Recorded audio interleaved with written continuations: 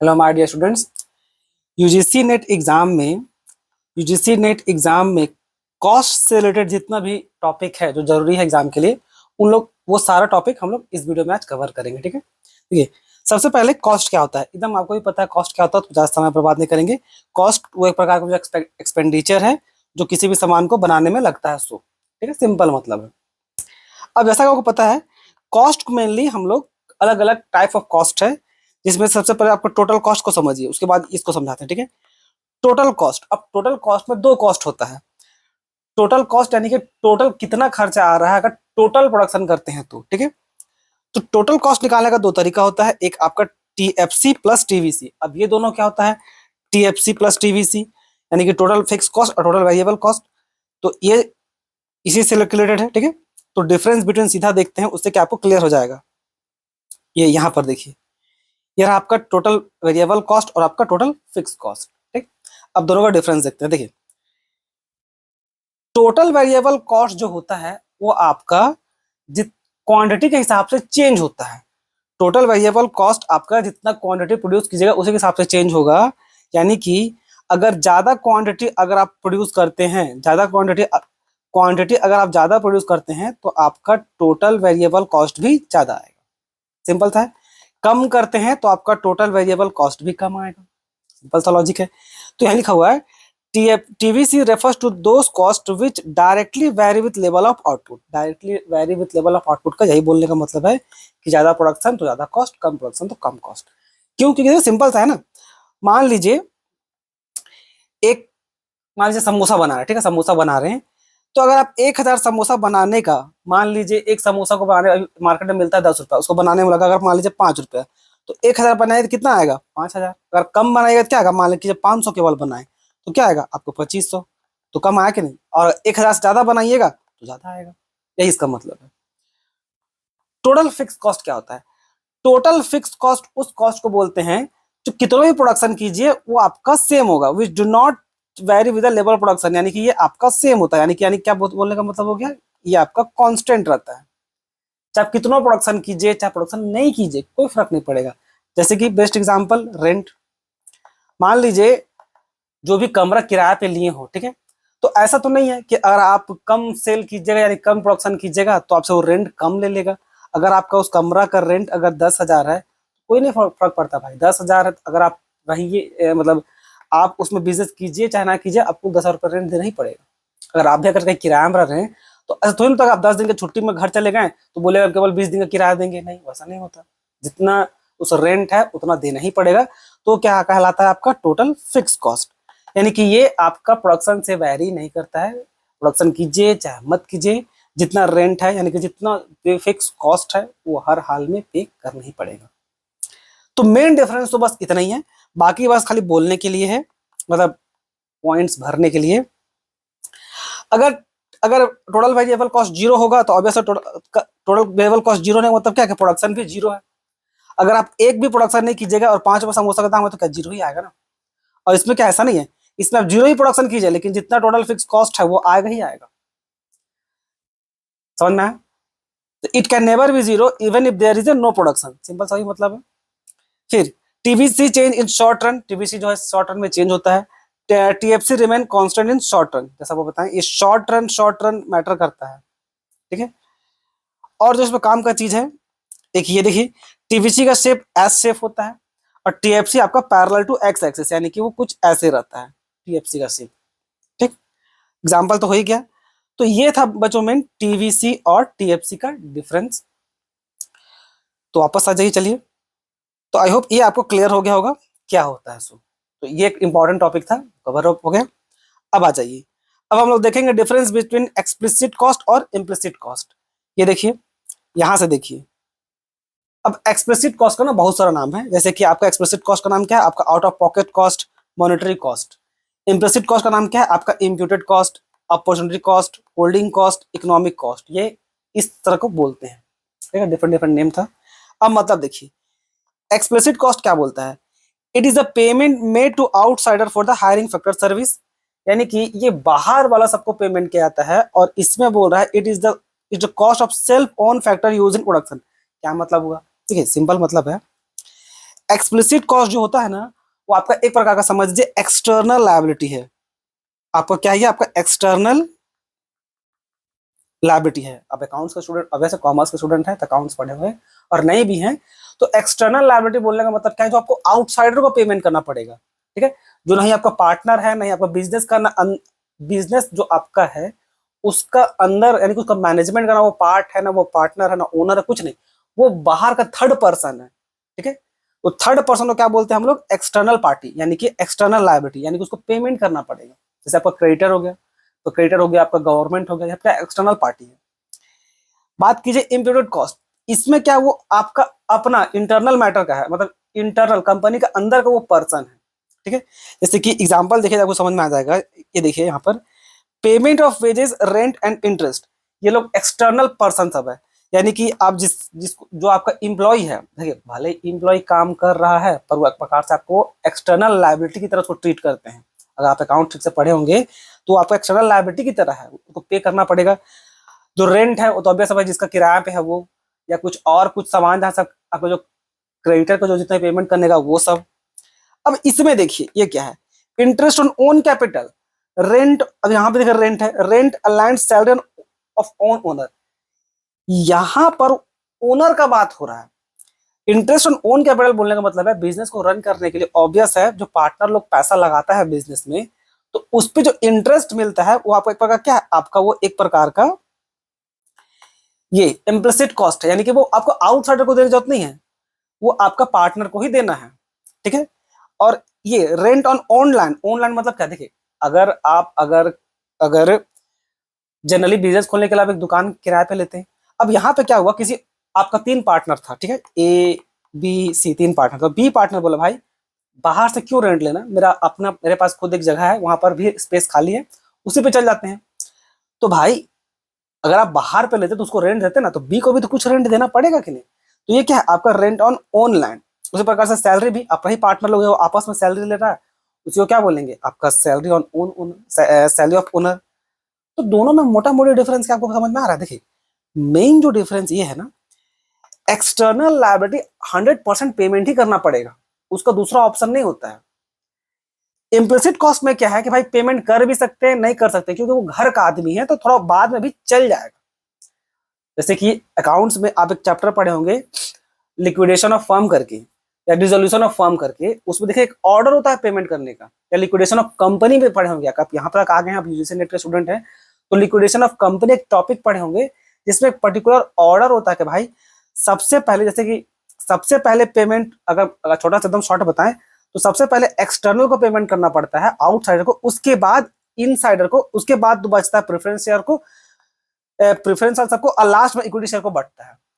तो external liability को ना तो प्रेफरेंस देना पड़ता है, यानी कि अगर कंपनी किसी कारण से बंद होती है तो जब पेमेंट करने का बात आएगा ना, तो पहले इंप्लॉय को सैलरी मिलेगा, उसके बाद ओनर को सैलरी मिलेगा। तो ये दोनों में मेन डिफरेंस है, यानी कि आसान भाषा में इन लोग को ज्यादा प्रायोरिटी दिया जाता है इन लोग के हिसाब से। अगर प्रॉफिट अगर रखा हुआ है कंपनी में तो फॉरमोस्ट इंपॉर्टेंट पेमेंट आपका एक्सटर्नल लायबिलिटी होता है, बाद में आपका इंटरनल वाला सब आएगा, यानी कि इम्प्लिसिट कॉस्ट आएगा। आई होप अब आपको क्लियर डिफरेंस हो गया होगा। तो मेन डिफरेंस यही था। अब चलिए देखते हैं नीचे और क्या क्या लिखा हुआ है। Cash flow, it requires outflow of actual, outflow of cash, यानी कि इसमें एक्चुअल पे पेमेंट होता है आउटसाइडर को। तो क्या इसमें एक्चुअल में पेमेंट नहीं होता? देखिए इसमें होता क्या है, अगर आप अकाउंट्स पढ़े होंगे तो देखिएगा, आप उसका अकाउंट में जाकर बस एंट्री मार देते हैं। ये जो आप जो बैलेंस, जो पार्टनर्स कैपिटल अकाउंट बनाते हैं उसमें क्या करते हैं, बस उसका अमाउंट को बस इंक्रीज कर देते हैं, बढ़ा देते हैं, एक्चुअल में पेमेंट नहीं करते हैं उसको। अकाउंट्स अगर आप ठीक से पढ़े होंगे बच्चों, तो अगर ओनर को मान लीजिए आप सैलरी दे रहे हैं तो उसको सच में कैश गिन के खस खस खस थोड़ी थमाते हैं। उससे बस क्या करते हैं, उसका कैपिटल अकाउंट में जाते हैं और यहाँ पर तो कैपिटल अकाउंट में जाकर के क्या कर देते हैं, क्या कर दीजिएगा, टू सैलरी करके सीधा क्रेडिट कर देते हैं, बस इतना ही करते हैं। एक्चुअल आउटफ्लो नहीं होता है कैश का। तो ये था role in profits, it consider in both accounting profit and economic profit, ठीक है। It consider only in economic profit, ये केवल इकोनॉमिक प्रॉफिट निकालने में काम आएगा, और ये आपका अकाउंटिंग प्रॉफिट निकालने का काम करता है, ठीक है। एग्जाम्पल तो बता दिए। तो मेन डिफरेंस इतना था, ठीक है। ये जो अकाउंटिंग प्रॉफिट और ये जो आपका ये जो प्रॉफिट वाला पार्ट है ना, कहाँ चला गया, ये अकाउंटिंग प्रॉफिट, इकोनॉमिक प्रॉफिट, ये कुछ इस तरह का ऑर्डर पे है। देखिए हम बताते हैं आपको। सबसे पहले आता है आपका क्या, रेवेन्यू, सेल्स, सबसे पहले क्या आता है आपका सेल्स। इसमें जब आप एक्सप्लिसिट कॉस्ट माइनस कीजिएगा ना, तब जा करके आपका आएगा क्या, अकाउंटिंग प्रॉफिट, या और क्या नाम लिखा हुआ था, इकोनॉमिक प्रॉफिट। ये जो आपको जैसा बताएं, मेन जो पहला प्रायोरिटी क्या दिया हुआ, देखो मेन प्रायोरिटी दिया हुआ एक्सप्रेस कॉस्ट को पेमेंट करने का। इसके बाद जो अकाउंटिंग प्रॉफिट बचा, इसमें माइनस करते हैं क्या हम लोग, इम्प्लिसिट प्रॉफिट को। जब ये माइनस कीजिएगा तो फाइनल में जो बचता है ना, उसको फिर बोलते हैं क्या, फिर उसको बोला जाता है आपका ओनली इकोनॉमिक प्रॉफिट, ठीक है, या प्योर प्रॉफिट भी बोलते हैं, बस चेक कर लीजिएगा, ठीक है। पर मेन माइनस करने का तरीका यही है, ठीक है। यानी कि पहला प्रायोरिटी एक्सप्लिसिट कॉस्ट हो, फिर आया था आपका अकाउंटिंग प्रॉफिट, और लास्ट में इम्प्लिसिट कॉस्ट भी माइनस करेंगे, तब आपको बचता है इकोनॉमिक प्रॉफिट। तो देख लीजिएगा, ये थोड़ा सा नेम में हमको थोड़ा कंफ्यूजन हो रहा है, ठीक है, पर है यही, इसी तरह से वो होगा। अब आगे देखते हैं, ये तो हो गया। ये रिलेशनशिप भी हो गया, टोटल कॉस्ट आपका, total variable fix cost plus TVC. अगर आउटपुट जीरो हो, अगर हम लोग एक भी प्रोडक्शन नहीं करते हैं, तो टोटल कॉस्ट कितना आएगा, टीएफसी के बराबर, ठीक है। अगर एक भी प्रोडक्शन नहीं किया, लेकिन टोटल फिक्स कॉस्ट तो देना ही पड़ेगा ना, इसलिए ये बहुत इंपॉर्टेंट है। अगर आउटपुट जीरो हुआ तो टोटल कॉस्ट जीरो नहीं हो जाता है। अगर ऐसा नहीं बोल सकते भाई कोई भी प्रोडक्शन नहीं किया तो कॉस्ट जीरो आएगा, नहीं, आपका फिक्स कॉस्ट आएगा। इसलिए यहाँ पर क्या हो जाता है, TC is equal to T F C, production zero होने पे अगर आपका आउटपुट जीरो हुआ, यानी कि Q is equal to zero है, तो फिर ये वाला आंसर आएगा। क्लियर। टीसी बहुत बार क्या होगा कि summation of marginal cost plus TFC कीजिएगा, तब ये फॉर्मूला आएगा। अब आगे देखते हैं, ये डायग्राम है समझाने के लिए, ये आपको थोड़ा ज्यादा क्लैरिटी देगा। देखिए, ये है आपका टीसी का कॉस्ट, ये हो गया टीसी, ये हो गया टीवीसी, ये हो गया टीएफसी। जैसा वो बताए थे कि ये पैरेलल टू एक्स एक्सिस होता है आपका टीएफसी, याद रखिएगा पैरेलल टू एक्स एक्सिस। और ये आपका टीवीसी जीरो स्टार्ट होता है, क्यों, क्योंकि ये आपका जैसे प्रोडक्शन कीजिएगा उसी के हिसाब से बढ़ता था। अगर जीरो प्रोडक्शन किए तो कोई वेरिएबल कॉस्ट नहीं आएगा। अगर समोसा बनाने के लिए जो 5 रुपए लग रहा था, तो भाई समोसा ही नहीं बनाइएगा तो फिर 1 रुपए लगेगा कहाँ, zero multiplied by 5 equal to zero ही हो जाएगा, कुछ है ही नहीं। लेकिन ये ऐसा नहीं है, टीएफसी प्रोडक्शन कीजिए चाहे ना कीजिए कॉस्ट तो आएगा, इसलिए ऊपर से स्टार्ट होता है, इसलिए ये ऊपर से स्टार्ट होता है। और ये क्योंकि जीरो प्रोडक्शन पे जीरो हो सकता है टीवीसी, तो इसलिए यहां पर अब देखिए टीसी, इंटरेस्टिंगली टीसी यहां से स्टार्ट हो रहा है, क्यों, क्योंकि टीसी इज इक्वल टू क्या होता है, टीसी इज इक्वल टू होता है टीएफसी प्लस टीवीसी। तो इसको जीरो कर दीजिएगा भले ही, तो ये तो जीरो चलिए मान लिए, लेकिन ये तो है ना, तो ये वाला पार्ट यहां से स्टार्ट हो रहा है, यानी कि टीएफसी जहां से है इसलिए यहां से स्टार्ट हो रहा है, और ये धीरे धीरे ऊपर की तरफ जा रहा है। तो आई होप आपको ये डायग्राम समझ में आ गया हो, ठीक है। अब चलिए एक एक करके देखते हैं ताकि आपको और क्लैरिटी मिले इसी डायग्राम को। ये क्या लिखा हुआ है, यहाँ लिखा हुआ है क्या, डायग्राम को थोड़ा समझा दे रहे हैं टीसी के बारे में। TC is the vertical summation of TFC and TVC, यानी कि देखिए, ये अगर टीसी मान लीजिए डीसी है, ये पूरा ब्लैक ब्लैक हो जा रहा है ना, रुकिए हम ब्लू कर देते हैं। ये डीसी आपका पूरा टीसी है, ताकि पूरा टीसी यहां पर आपको हो रहा है, तो डीसी इज इक्वल टू क्या होगा, तो ये आपका टीसी है, तो टीसी इज इक्वल टू क्या होना चाहिए, टीवीसी प्लस टीएफसी। तो टीवीसी कितना है, टीवीसी है आपका ये एसी, ये यहां तक, तो क्या हो जाएगा एसी प्लस टीएफसी कितना है, टीएफसी आपका बीसी, यानी कि बीसी, समझा। तो एसी प्लस बीसी इतना जोड़िएगा, उसके बाद फिर इतना जोड़िएगा, तब जाकर आपके इतना आएगा। आई होप आपको कुछ क्लियर हुआ हो, ठीक है। आगे देखिए और क्या लिखा हुआ है, TFC curve start from origin because TVC is equal to zero at zero, TVC zero at zero of output. जैसा आपको बताया कि जो TVC है आपका जीरो से स्टार्ट हो सकता है, क्यों, क्योंकि भाई अगर आप कोई प्रोडक्शन ही नहीं कीजिएगा तो इसलिए ये ओरिजिन से स्टार्ट हो रहा है। Clear. TFC is parallel to x axis indicating that fixed cost remain constant, यानी कि सेम रहेगा at the all level of output. At the all level of output बोलेंगे मतलब भाई आप कितना आउटपुट कीजिए, अब देखिए ये आउटपुट को रिप्रेजेंट कर रहा है ना, आप इतना प्रोडक्शन कीजिए तब भी आपका टीवीसी टीएफसी नहीं आएगा, इतना ये जो लंबाई दिख रहा है उसको, ठीक है। अगर आप इतना भी प्रोडक्शन कीजिएगा तब भी देखिए आपका टीएफसी इतना ही आ रहा है। अगर ये उसको पैसा मिल लीजिएगा तो ये 2000 3000 4000 यहाँ 5000 करेंगे तो यहाँ पर 5000 ही आएगा, मतलब वो कांस्टेंट चलता है, वो बदलता नहीं है, जस का तस ही रहता है। Clear. The vertical distance between TC and TFC is इस curve remain constant at represent the TFC. कैसे? ये क्या बोला ये लाइन आपका बोल रहा है बच्चों कि जो टीसी और टीएफसी, टीसी, एक बार इसको मिटा देते हैं, ठीक है, इस डायग्राम को भी थोड़ा मिटाते हैं ताकि आपको और अच्छा से दिखे।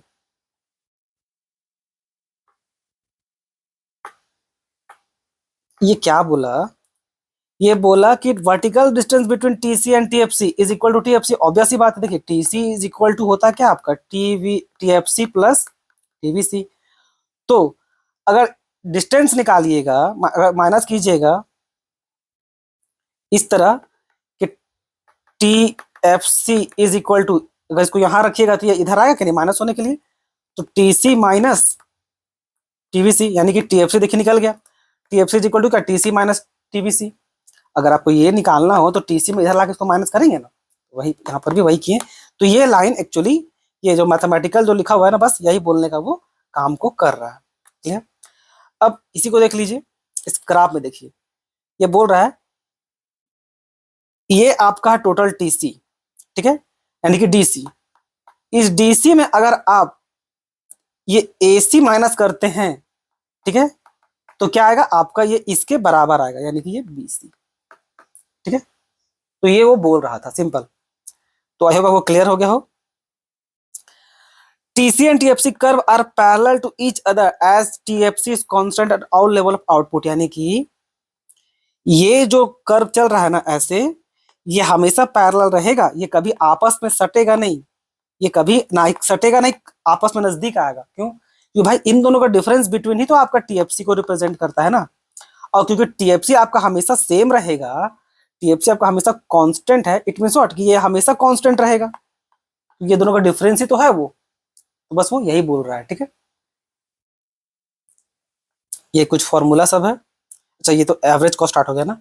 एवरेज कॉस्ट का क्या इंपॉर्टेंट चीज है? एवरेज कॉस्ट आपका पर यूनिट ऑफ कॉस्ट बताने का काम करता है, सबसे इंपॉर्टेंट चीज ये आपका पर यूनिट बताता है। और टोटल तो अलग हो गया, बहुत जगह किताब में इसको टोटल एवरेज कॉस्ट भी लिखा रहता है। ठीक है, या ऐसा नहीं लिखा था, सॉरी, वो एवरेज टोटल कॉस्ट ऐसे लिखा था, एटीसी लिखा रहता है। ठीक, फॉर्मूला वही सेम है कि टोटल एवरेज निकालेंगे, क्या कीजिए, जितना टोटल है उसको क्वांटिटी से डिवाइड कर दीजिए, आपका एवरेज आ जाएगा। या तो ऐसे, अब TC is equal to TFC plus TVC होता है, तो अब इसको क्यू से डिवाइड कर दीजिए, तब भी आपका आ जाएगा। क्लियर? तो उसको इस तरह से कट करके आ जाएगा, क्योंकि अगर टीएफसी को, एक मिनट ना, टीएफसी को अगर आप टीएफसी को अब क्यू से डिवाइड कीजिएगा तो क्या आएगा आपका? एएफसी आ जाएगा, एवरेज फिक्स कॉस्ट आएगा कि नहीं। आपका टीवीसी को क्यू से डिवाइड कीजिएगा, ये टोटल है तो क्या हो जाएगा? एवरेज में आ जाएगा, यानी कि एवरेज वेरिएबल कॉस्ट। बस इतना तो सिंपल सा बच्चा बच्चा वाला खेल है। टाइप्स ऑफ एवरेज कॉस्ट, एक तो आपका जैसा अभी बताएं एएफसी, एवरेज फिक्स कॉस्ट, जो ये वाला करके दिखाए थे। तो एवरेज फिक्स कॉस्ट आपका टोटल फिक्स कॉस्ट को अगर डिवाइड कर दीजिएगा क्यू से, तब वो निकल के आता है। तो देखिए डायग्राम इसका, देखिए डायग्राम इसका बहुत इंपॉर्टेंट है। ये है आपका एएफसी का कर्व, जो आपका इस कर्व का नाम है रेक्टेंगुलर हाइपरबोला। इस कर्व का नाम क्या है? Rectangular hyperbola. और इस कर्व का सबसे बड़ा खासियत होता है कि इसके अंदर में मान लीजिए ये देखिए ए बी, ये आपका ओ ए बी सी, यानी कि ओ ए बी सी का जो एरिया है, ये जो एरिया है ये आपका बराबर होगा ओ पी क्यू आर का, is equal to O P Q R. यानी कि जो ये वाला जो एरिया है ये आपका बराबर होगा। और सिर्फ यही दोनों नहीं, इसके अंदर में कोई भी अगर आप सर्कल बनाते हैं, कोई भी आप फिगर बनाते हैं, जैसे ये बना दिए, ठीक है, तो ये भी आपका बराबर होगा। मान लीजिए इसका नाम ओ एक्स वाई, इसका जेड है, तो जो ओ एक्स वाई जेड है ना, ये सब आप आपस में बराबर होगा, सबका एरिया सेम होगा। ठीक है, तो यहाँ पर यही लिखा हुआ है कि area under the curve remain same at all points. समझना? तो उसके अंदर का जितना भी एरिया बनेगा ना, सबका सब बराबर होगा। क्लियर? तो उसमें था। अब चलिए आगे बढ़ते हैं।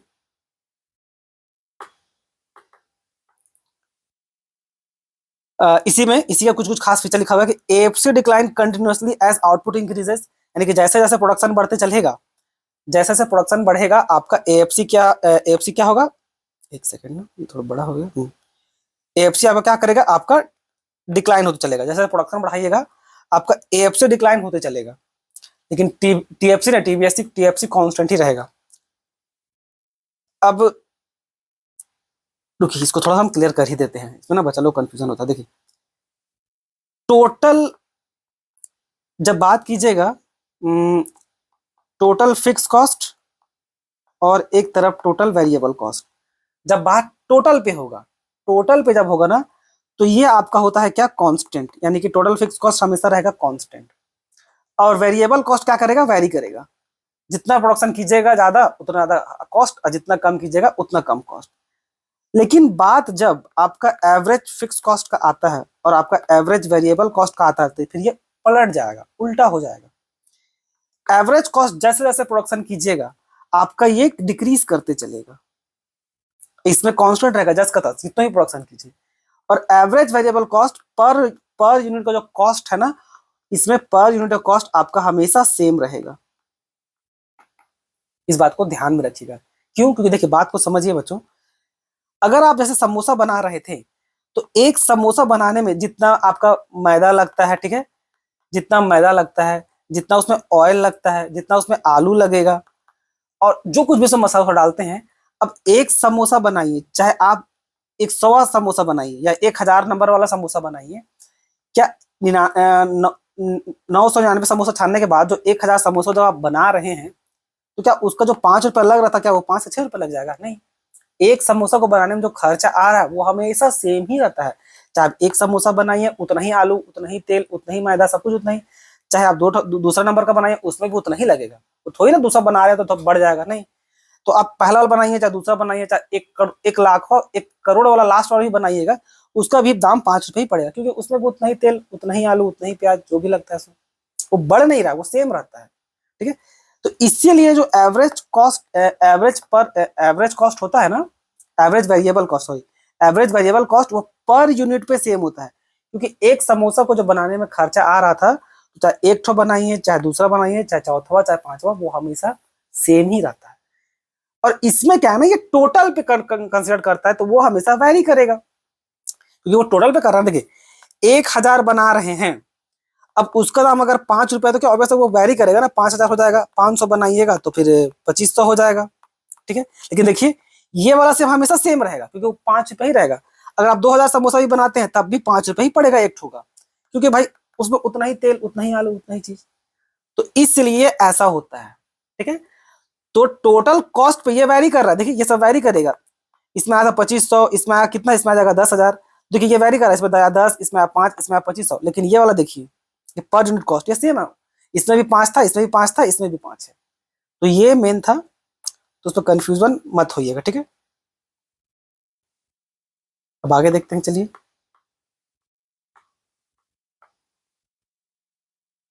AFC never touch either axis. AFC कभी भी कोई भी टच नहीं कर सकता, क्योंकि टीएफसी कभी जीरो नहीं हो सकता। क्योंकि सिंपल सा बात है ना, देखिए, अगर एएफसी कोई भी टच कर दिया, अगर इधर टच कर दे चाहे इधर टच कर दे, ये उसका मतलब क्या, यहाँ टच करने या यहाँ टच करने का मतलब क्या, वो जीरो हो जा रहा है। और जीरो जाने का मतलब क्या है कि भाई, जीरो जाने का मतलब है कि आपका टीएफसी कहीं पर जीरो आ रहा है, जो पॉसिबल ही नहीं है।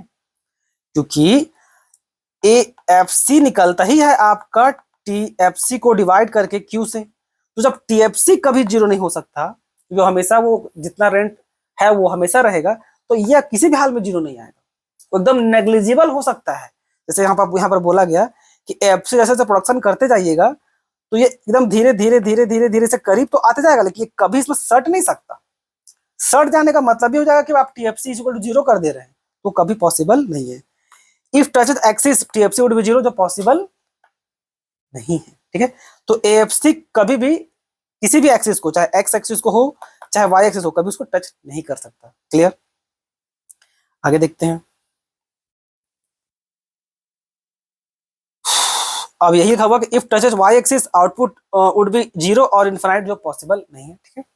ये टीएफसी हमेशा रहेगा। अब ये शेप था, इसमें जो सिर्फ जानने का जरूरत है कि एएफसी कर्व का शेप कैसा रहता है, उसको बोलते हैं यू शेप। ठीक है। यू शेप का कारण क्या है, लॉ ऑफ वेरिएबल प्रोपोर्शन।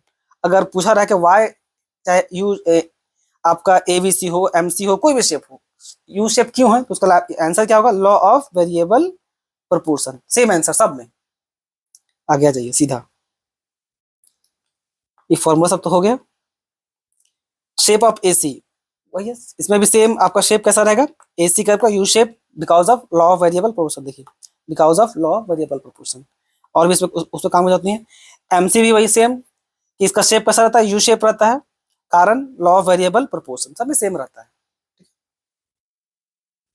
जो चीज जरूरत है वो चीज बताएंगे। देखिए ये वाला थोड़ा सा आपको जरूरत पड़ेगा सीखने के लिए, एमसी और एसी का रिलेशनशिप। अब इसे एग्जाम में पूछता है कैसे, देखिए एग्जाम में एकदम इसी स्टाइल में पूछता है क्वेश्चन में। अब ये आपका कर्व है, ये कर्व बता रहा है कि अगर MC is less than AC तब MC curve lies below and AC curve और AC कर्व AC फॉल। आसान भाषा में वो लिखा बस बोल रहा है। देखिए ये है आपका MC, ये है आपका AC, ये डायग्राम, ये है आपका MC, ये है आपका AC। यहां पर देखिएगा, अगर इन दोनों को देखिएगा, ठीक है, इन दोनों को देखिएगा तो यहां पर देखिए AC ऊपर है और MC नीचे है, ठीक है। तो देखिए MC यहां पर AC ऊपर है, तो यानी कि ये वाला, ये पहला वाला, यानी कि AC ग्रेटर देन MC, ये वाला ऊपर में है ना, ये आपका AC देखिए यहाँ पर ऊपर में है और MC देखिए नीचे है, तो ये वाला लिखाएगा, यानी कि MC यहाँ पर AC ग्रेटर देन MC, यही हो रहा है। तो जब ऐसा होगा तो AC को देखना है आपको कि भाई AC क्या हरकत कर रहा है। तो ऐसा होने पे क्या हो रहा है, आपका AC धीरे धीरे इंक्रीज करते रहता है। हालांकि ये डायग्राम ठीक से बना नहीं है, लेकिन जब बोलने का मतलब क्या होता है कि AC धीरे धीरे ऐसे इंक्रीज कर रहा है, ठीक है, नहीं ये डिक्रीज ही कर रहा है, सॉरी ये डिक्रीज ही कर रहा है, AC फॉल ही होगा, देखिए AC फॉल ही कर रहा होगा, थोड़ा मिस्टेक हो गया, वो फॉल ही करेगा, ठीक है।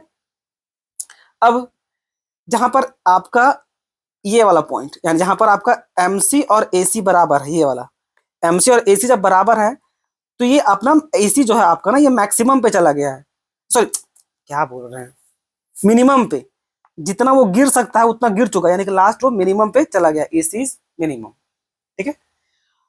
और MC अगर आपका ज्यादा हो AC से, यानी कि इधर देखिए ये वाला है कि नहीं, यहाँ पर देखिए MC ऊपर है और AC नीचे है, यानी कि MC ग्रेटर देन AC।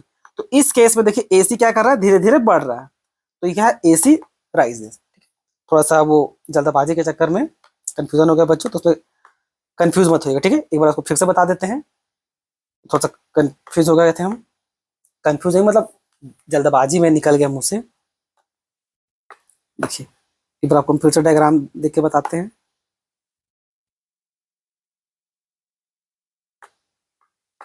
अगर किसी प्रकार का कंफ्यूजन होगा तो ये है आपका AC का कर्व और ये है आपका MC का कर्व। यहाँ पर AC देखिए ऊपर में है, AC नीचे में है, यानी कि MC आपका नीचे है और AC आपका ऊपर है, यानी कि MC लेस देन AC, यानी कि AC यहाँ पर ग्रेटर देन है कि नहीं। तो इस केस में क्या हो रहा है, आपका जो AC है देखिए धीरे धीरे नीचे आ रहा है, यहाँ पर क्या होगा देखिए AC फॉल, क्लियर। MC और AC बराबर है, यानी कि इस पॉइंट में जब वो बराबर हो, AC is equal to MC जब बराबर हो, तब आपका AC आपका मिनिमम पे पहुंच गया, क्लियर। और जैसे ही यहाँ पर हम लोग पहुंचे, यहाँ पर क्या हो गया, आपका MC ऊपर चला गया, यानी कि MC ग्रेटर देन AC, तब क्या हो रहा है, AC आपका धीरे धीरे बढ़ रहा है, तो देखिए AC धीरे धीरे बढ़ रहा है, ठीक है। तो इसी रिलेशनशिप में बताना पड़ता है कि भाई ये दोनों किस पोजीशन पे है और ऐसा होने पे AC को क्या फर्क पड़ रहा है, ठीक है, ये बताने का तरीका है, आंसर को रिप्रेजेंट करने का तरीका है, क्लियर। अब चलिए आगे बढ़ते हैं। अब ये आपका लास्ट टॉपिक है, draw long run average cost curve. अब long run average cost curve के बारे में जो लिखा हुआ है उसको समझिए। देखिए the long run average cost curve is L shape as per explain by the modern economist, not U shape, यानी कि दो प्रकार का शेप हो गया। ट्रेडिशनल वाला सब बोलता है क्या कि यू शेप रहेगा, मॉडर्न इकोनॉमिस्ट क्या बोलता है भाई एल शेप रहेगा। अब दोनों का पॉइंट ऑफ व्यू पढ़ लेते हैं, ठीक है। अब देखते हैं हम लोग पहले क्या, ट्रेडिशनल का, जहां पर क्या बोला जाएगा कि भाई ट्रेडिशनल में यू शेप रहेगा, यू शेप ऐसे रहता है, ये है आपका यू शेप, ये ठीक है। और इसमें ये सब जो देख रहे हैं ना, ये अलग अलग मशीन सबको आप समझ लीजिए। शॉर्ट रन में और लॉन्ग रन में यही अंतर होता है कि शॉर्ट रन क्या है ना, उसमें हम लोग एक को फिक्स रख देते हैं, एक फैक्टर को फिक्स रखते हैं शॉर्ट रन में, और लॉन्ग रन में कोई भी फैक्टर फिक्स नहीं रहता, सबका सब वेरिएबल होता है, ठीक है। इस बात को ध्यान में रखिएगा, ठीक। तो ये जो आप अलग अलग देख रहे हैं ना, ये समझ लीजिए अलग अलग मशीन है, ठीक, जो आपका प्रोडक्शन में हेल्प करेगा। अब रीजन समझिए, in the long run all factors are variable, जैसे आपको बताएं, एक बार फिर सुन लीजिए, कहीं कंफ्यूज मत हो जाइएगा आप। एक होता है आपका शॉर्ट रन, एक होता है आपका लॉन्ग रन। ठीक है, जनरली डिफरेंस बच्चों में बता देते हैं। अगर समझ में नहीं आ रहा था बच्चा लोग को तो बोल देते हैं क्या कि ये शॉर्ट रन यानी कि 5 साल से कम का समय, और ये लॉन्ग रन यानी कि 5 साल का ज्यादा समय। तो ये एग्जैक्ट तरीका नहीं है बताने का। ये छोटा बच्चा लोग को 12 तक तो चलिए ओके ओके चलता है, यहाँ पर आके ऐसा बोलना सही नहीं होगा। यहाँ पर आके समझिए, यहाँ पर एक फैक्टर होता है आपका फिक्स और एक फैक्टर होता है आपका वेरिएबल। ठीक है, दो फैक्टर को लेके चलते हैं ना, एक लैंड को और एक कैपिटल को। लैंड और क्या बोलते हैं, कैपिटल और लेबर को याद कीजिए, आप पहले पढ़े होंगे प्रोडक्शन में। दो फैक्टर लेके चलते हैं, एक होता है आपका लैंड, एक होता है आपका कैपिटल, एक होता है लेबर, यानी कि एक फिक्स है और एक वेरिएबल है। कैपिटल जो होता है फिक्स होता है और आपका जो लेबर है उसको हम लोग चेंज करते रहते हैं। लेकिन लॉन्ग रन में ऐसा कुछ नहीं है, लॉन्ग रन में सबका सब वेरिएबल है। क्लियर? तो in the long run all factors are variable and the firm change the scale of operation, यानी कि यहां पर हम लोग स्केल ऑफ ऑपरेशन को चेंज कर सकते हैं। ठीक है, U shape arises because of economics, because of economies and diseconomies of scale. अब यहाँ पर दो टर्म आया, एक इकोनॉमिक ऑफ स्केल है और एक डिस इकोनॉमिक ऑफ स्केल है। अब ये क्या होता है economic of scale, dis economic of scale? I hope अगर आप प्रोडक्शन चैप्टर पढ़े होंगे तो आपको अच्छा से आइडिया होगा। वहां पर दो टर्म आता है, एक है आपका इकोनॉमिक ऑफ स्केल, एक आता है आपका dis economy of scale. Economic of scale में जो आप इंफ्रास्ट्रक्चर बनाए हैं उससे आपका प्रोडक्शन करने पे कॉस्ट गिरता है, ज्यादा प्रोडक्शन करने पे गिरता है। डिस इकोनॉमी ऑफ स्केल बोलने का मतलब आप इतना ज्यादा इंफ्रास्ट्रक्चर बना के रख दिए हैं ना कि आप प्रोडक्शन कर भी रहे हैं तो आपको कॉस्टली ही पड़ रहा है। ठीक है, इस शॉर्ट में बताएं क्योंकि ये आपका मेन प्रोडक्शन का था, तो इसमें हम कवर अप नहीं करेंगे, प्रोडक्शन चैप्टर में हम इसको कवर कर देंगे। ठीक है, एक्सप्लेनेशन है डिफरेंट पोर्शन, वो गिरते रहता है। तब देखिए यू शेप, अब हम लोग बता रहा है ये लोग कि भाई ये यू शेप कैसे हो रहा है। ठीक है, तो जब downward sloping portion represent economic of scale, यानी कि जब हम लोग इकोनॉमिक ऑफ स्केल में जब थे, यानी कि जब सब अच्छा से काम कर रहा था तो यानी कि कॉस्ट धीरे धीरे नीचे गिरेगा, ये लिखा हुआ है। फिर एज फॉर्म एक्सपेंड स्केल, यानी जैसा जैसा आपका इंफ्रास्ट्रक्चर को बढ़ाते हैं, यानी कि नंबर ऑफ मशीन, ये नंबर ऑफ मशीन जैसे जैसे और बढ़ाते जा रहे हैं तो क्या होगा देखिए, तो inefficiency as firm expanded scale efficiency increases, और धीरे धीरे एक हद तक तो इफिशियंसी इंक्रीज करेगा due to specialization, better use of machinery and bulk quantity, धीरे धीरे एक हद तक तो करता है। तो ये हो गया आपका सेकंड स्टेज, ये वाला, ये वाला धीरे धीरे जो होते जा रहा है। सो अब क्या होगा देखिए, यहां तक तो वो फॉल किया, एग्जाम्पल में क्या लिखा हुआ है, अच्छा ये इसी फर्स्ट ही पॉइंट को ये कारण दिया हुआ। ठीक है, डाउनवर्ड स्लोपिंग का कारण ही है कि फर्म आपका जैसे जैसे प्रोडक्शन करता है आपका अलग अलग एफिशिएंसी के कारण कॉस्ट गिर जा रहा है, तो ये पहला स्टेज ही बता रहा था। फ्लैट बॉटम दूसरा, ये वाला, ये वाला पार्ट, ये दूसरा बोला वो दूसरा है। तो फ्लैट बॉटम दूसरा में ये रिप्रेजेंट करता है क्या, constant return to scale. Constant return to क्या मतलब, बोलने का मतलब the firm achieve optimum scale of production where, optimum scale of production where production is most efficient and average cost is minimum and constant। यानी कि इस stage तक आते आते, इस स्टेज तक आते आते यहाँ पर ऐसे, और ये जो ऐसे जा रहे थे, इस स्टेज तक आते आते हम लोग अपना लास्ट मिनिमम पहुंच चुके हैं। अब इससे ज्यादा सामान को हम लोग सस्ता नहीं बना सकते, यहाँ पर आने का यही मतलब है।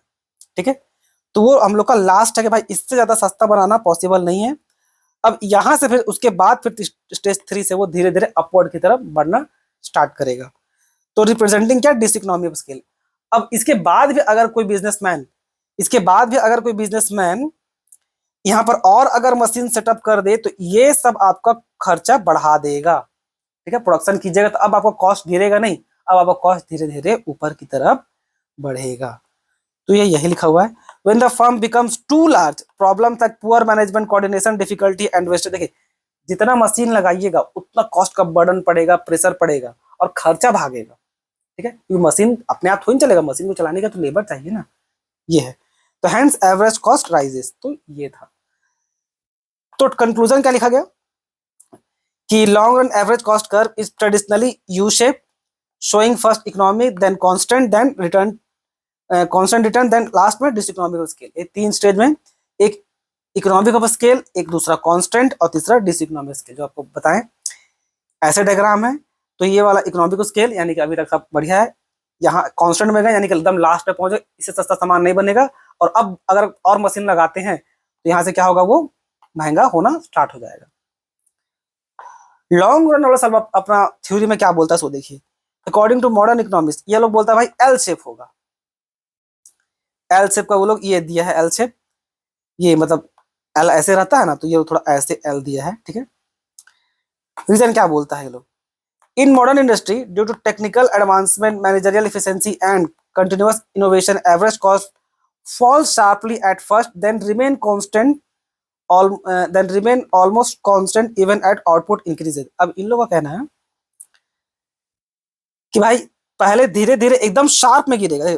उसमें क्या था इकोनॉमिक्स कॉम में कि धीरे धीरे ऐसे गिर रहा था और उसके बाद फिर कॉन्स्टेंट आके ऐसे बढ़ रहा था। ये लोग बोल रहे हैं भाई एकदम से शार्प में गिरेगा और उसके बाद फिर ऐसे धीरे धीरे होगा। इन लोगों का कहना मॉडर्न वाला का। तो यही लिखा हुआ है एक्सप्लेनेशन ऑफ डिफरेंट पोर्शन।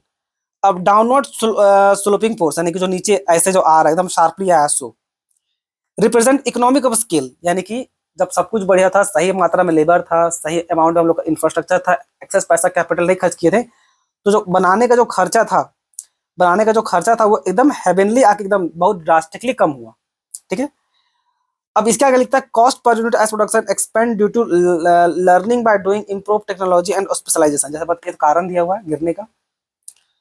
अब फ्लैट और नियरली हॉरिजॉन्टल पोर्शन, अब ये बोलता है after reaching the minimum cost long run average cost become almost horizontal rather than rising.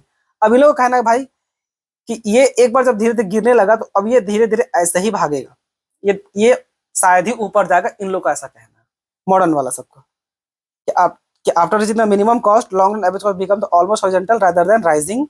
This is because technological progress and improved management prevent cost from increasing। लेकिन तर्क दे रहा है कि जो टेक्नोलॉजिकल का जो प्रोग्रेस है और इम्प्रूव मैनेजमेंट होगा वो इस कॉस्ट को, इसी ये लोग अपना शेप में जो ऐसे सर शेप दे रहा है, ये जो ये शेप दे रहा है कि भाई पहले ऐसे एकदम शार्पली गिरेगा उसके बाद धीरे धीरे ऐसे बढ़ जाएगा।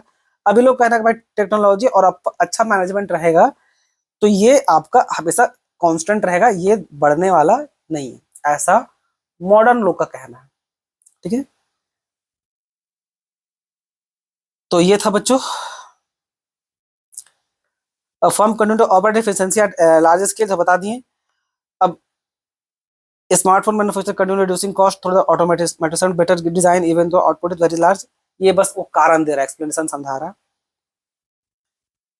कंक्लूजन ये वही the long run average cost curve modern theories L shape remain meaning average cost decline initially and remain stable, यानी कि एक बार गिरा उसके बाद वो स्टेबल ही रहता है, ठीक है। There is no clear diseconomic scale, वो मान के चलता है कि भाई डिसइकोनॉमिक स्केल नाम का चीज नहीं रहेगा। क्यों? क्योंकि ये टेक्नोलॉजिकल प्रोग्रेस और इम्प्रूव मैनेजमेंट के कारण, इन लोग का ऐसा तर्क है। ये सब जो चीज है ये प्रैक्टिकल जो हम ये जाने जो होती है आपको, एक जो काम का चीज है ये बहुत बार क्या होता है कि बच्चा लोग को समझ में नहीं आता है। अगर सिंपल भाषा में अगर उसको ये बोल दिया जाए, जैसा हम आपको समझाए भी थे कि भाई इसमें एक फैक्टर फिक्स होता है और इसमें एक फैक्टर फिक्स नहीं होता है। इट मीन्स इस यहाँ पर ये दोनों क्या आपको बताने भूल गए, ये आपका शॉर्ट रन है, ये आपका लॉन्ग रन है। तो लॉन्ग रन में ये एग्जाम्पल लिखे थे हम, अगर लॉन्ग रन में आकर हम डायरेक्ट आपको ये बोलते हैं there is nothing so called fix cost in long run, तो बच्चा लोग को बहुत कंफ्यूजन होता है कि सर ऐसा कैसे हो सकता है, लॉन्ग रन में फिक्स कॉस्ट कैसे नहीं होगा, जो रेंट दे रहे हैं जो फैक्ट्री दे रहे हैं वो तो है ना। तो आप कैसे बोल सकते हैं कि फिक्स लॉन्ग रन में टोटल फिक्स कॉस्ट नहीं होगा और शॉर्ट रन में केवल फिक्स कॉस्ट होता है। तो ये एग्जाम्पल उसी के लिए था खाली। चलिए इसको आपको समझा ही देते हैं कि ये है क्या। देखिए शॉर्ट रन में जो हम लोग को एक तो फिक्स रखते हैं, यानी कि एक कैपिटल आपका फिक्स रहता है और लेबर को हम लोग चेंज कर सकते हैं। तो जो पैसा होता है ना बच्चों, एक बार फंसा देने के बाद अगर आप बिजनेस में खोल रहे हैं, ठीक है, ये शॉर्ट रन बोलता है। शॉर्ट रन बोलता है कि एक बार अगर बिजनेस में पैसा लग गया और एक साल आप काम के आगे बढ़ गए तो उसको वापस लेना पॉसिबल नहीं होता है, ठीक है। वो इतना आसान नहीं है कि भाई करोड़ों रुपए खर्च कर दिए अब सब कुछ वापस विड्रॉ कर लो, खत्म कर दो, तो वो पॉसिबल नहीं है। तो अब इसमें क्या होता है कि बिजनेस को आपको कैरी ऑन करना ही पड़ेगा, अब बंद कीजिएगा तो ड्रास्टिक लॉस हो जाएगा, ठीक है, क्योंकि भाई मशीन प्लांट खड़ा हो चुका है, तो उस पे जो रेंट दे रहे हैं वो आपको पे करना पड़ेगा, ठीक है। अब आप बोलिएगा सर लेकिन यहाँ पर लॉन्ग रन में भी तो हम लोग फैक्ट्री प्लांट खोदेंगे, लेकिन यही यहाँ पर चीज आपको समझना है, लॉन्ग रन का लाइफ इतना ज्यादा लंबा है कि सुफिशियंट टाइम होता है कि हम पूरा अपना प्लांट को ही स्विच कर दें। बेस्ट एग्जांपल जो कोरोना काल में आपको देखने को मिला था, यहां पर देखिए हम वही लिखे हैं कि पूरा मैक्सिमम जो कंपनी सब था चाइना से उठ के इंडिया आया था कि नहीं। अगर आप न्यूज देखते होंगे कोरोना टाइमिंग में तो बहुत सारा बड़ा बड़ा कंपनी सब उठ के चाइना से इंडिया में आ गया था। तो क्या था, डायरेक्ट लोग प्लांट ही स्विच कर दिया, प्लांट ही एक कंट्री से दूसरा कंट्री में मूव ऑन कर दिया। तो इसलिए बोला जाता है कि लॉन्ग रन का लाइफ इतना ज्यादा लंबा होता है कि भाई यहाँ पर फिक्स कॉस्ट नाम का कोई चीज ही नहीं होता। आई होप अब आपको क्लैरिटी के साथ समझ में आ गया होगा। तो ये लिखा हुआ suppose the company producing mobile battery shifting production from China to South Korea. ऐसा हुआ था, हम आपको भले एग्जांपल दिए किसका, कि कोरोना टाइम का जो एकदम प्रैक्टिकल में हुआ था। अगर आप न्यूज कवर अप करते हैं तो आपको आइडिया होगा कि बहुत सारा कंपनी लोग चाइना को छोड़ करके, अमेरिका का दबाव में बहुत सारा कंपनी लोग जो अमेरिकन कंपनी थी खासकर, चाइना को छोड़ करके बहुत कोई तो वियतनाम गया, बहुत कोई इंडिया में आया। तो क्या हुआ, पूरा प्लांट ही शिफ्ट कर दिया। लेकिन शॉर्ट रन में ये पॉसिबल नहीं है, ये केवल लॉन्ग रन में पॉसिबल है। तो यही था, और ये कुछ इंपॉर्टेंट फॉर्मूला है। देखिए आप बचपन से आप सारा फॉर्मूला देखे होंगे, मेन जगह गड़बड़ी करने का चांस आपको इस फॉर्मूला में होता है। यहाँ पर याद रखिएगा summation of MC plus TFC होता है, इसको हमेशा याद रखिएगा। बाकी सब जगह आप सही कर लीजिएगा, क्योंकि ना बाकी सब जगह क्या होता है, आप टोटल प्रोडक्ट, जैसे टोटल प्रोडक्ट पढ़ रहे हैं, ठीक है, तो टोटल प्रोडक्ट में क्या करते हैं, समीशन ऑफ एमपी से आप टोटल प्रोडक्ट निकाल लेते हैं। तो लेकिन जब देखते हैं टोटल कॉस्ट होगा तो वहां पर भी आप फॉर्मूला क्या लगा देते हैं कि summation of MC is equal to total cost. नहीं, यहीं पर ठीक है, टोटल प्रोडक्ट में आपका कांस्टेंट फिक्स कॉस्ट नाम का चीज नहीं होता, लेकिन यहाँ होता है, इसलिए इसको बस ध्यान में रखिएगा। निकालते कैसे हैं, एक बार देखिए, चलिए निकालना आपको सिखा देते हैं, ठीक है। ये रहा, ये सब कुछ दिया हुआ है, ये देखिए इसमें टीएफसी सब कांस्टेंट है, 40 40 40 40 40। अब ये मान लीजिए निकालना है, अगर आपका एमसी दिया हुआ है, ठीक है, तो कॉस्ट का चैप्टर में टीवीसी आपका एमसी, ये जो टीवीसी होता है ना, देखिए फॉर्मूला में लिखे भी होंगे, जो टीवीसी होता है ये होता है आपका समेशन ऑफ एमसी, यानी कि इन सबको जोड़िएगा। जैसे देखिए ये हो गया 20, तो इस दोनों को जोड़िएगा, देखिए आएगा 36, इन दोनों को जोड़िएगा तो आएगा कितना आपका 54, इन दोनों को जोड़िएगा तो आएगा कितना आपका, सॉरी ऐसे नहीं, समेशन लेना है ना। तो ये हो गया 20, 20 प्लस 16 36, 36 प्लस 18 54, 54 प्लस 26 80, 80 प्लस 30 110, ऐसे जुड़ता है वो, ठीक है। एवरेज वेरिएबल कॉस्ट कैसे निकलेगा, एवरेज वेरिएबल कॉस्ट निकालने के लिए टीवीसी को आप क्यू से डिवाइड कर दीजिए, यानी कि 20 को 1 से डिवाइड किए कितना है 20, 36 को 2 से डिवाइड किए कितना आ गया देखिए 18, 54 को 3 से डिवाइड करने कितना आ जाएगा 18, ठीक है। और इसी प्रकार से 80 को 4 से डिवाइड किए कितना आया 20, इस टाइप से। तो ये है, और तो टीएफ ये तो हमेशा कांस्टेंट ही रहता है, और टीसी ये निकालने का करना पड़ेगा दिस प्लस दिस। तो देखिए ये हो गया आपका 60, तो 20 प्लस 40 कितना हो गया 60, 16 प्लस 40 वो ऐसे नहीं निकलेगा, ये क्या कि फॉर्मूला क्या है थोड़ा समझिए, फॉर्मूला बोलता है कि इन दोनों का समेशन होना चाहिए। तो 20 प्लस 16 अगर ये निकालना चाहते हैं तो क्या निकलेगा, 20 प्लस 16 कितना हो गया, 20 प्लस 16 हो गया 36, 36 प्लस 10 यानी कि 40, तो कितना आएगा 76, देखिए, ठीक है। तो कॉस्ट ऐसे निकलता है, ठीक है। तो जो मेन जो खाली आपको ध्यान रखने वाली बात है ना, ये टीसी का ही ध्यान रखने वाली बात है, मेन टीसी का ही। टीसी याद रखिएगा, टीसी आपका summation of MC plus TFC, main इसको पोस्ट फोकस करना है आपको। तो ये था जितना भी आपका नेट एग्जाम के लिए, नेट जेआरएफ एग्जाम के लिए जो जरूरी था, इसमें हम सब कुछ कवर अप कर दिए, ठीक है। तो वो वीडियो पसंद आया हो, धन्यवाद।